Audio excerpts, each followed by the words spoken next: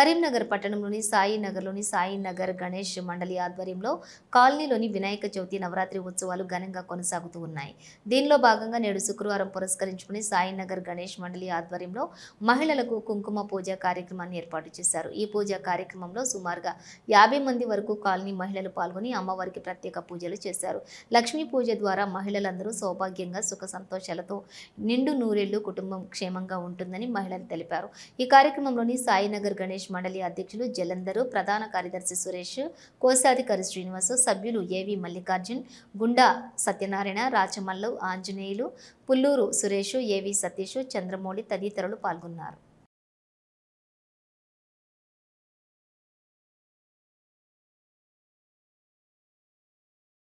ఈరోజు కరీంనగర్ సాయినగర్లో సాయినగర్ గణేష్ మండలి ఆధ్వర్యంలో ప్రతిరోజు ఏదో ఒక కార్యక్రమం జరుగుతుంటుంది. ఈరోజు శుక్రవారం కనుక అమ్మవారి కుంకుమ పూజ జరుగుతుంది. 50 మంది మహిళలతో కుంకుమ పూజ నిర్వహించుకుంటున్నాము. ప్రతి సంవత్సరం ప్రతిరోజు ఇలాగనే జరుగుతుంటుంది.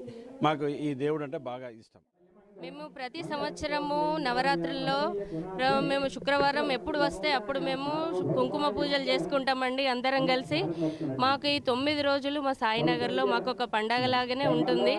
అందరికీ ఒక్కరోజు వినాయక చవితి అయితే మా సాయినగర్లో 9 రోజులు మాకు వినాయక చవితి లాగానే ఉంటుంది.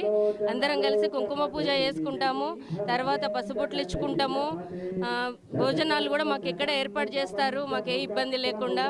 మా వాళ్ళు కూడా అందరూ వచ్చి ఇక్కడ అందరం కలిసి భోజనాలు చేస్తాము.